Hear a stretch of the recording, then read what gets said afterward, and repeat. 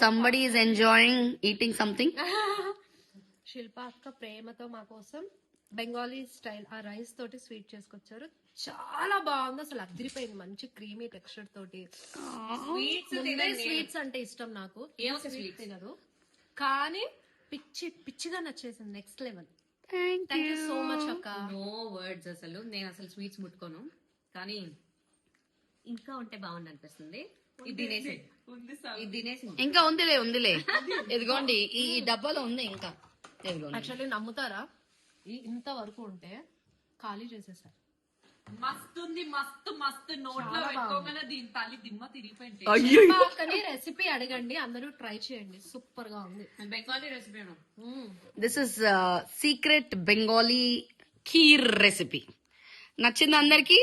చాలా బాగా నచ్చింది. Thank you.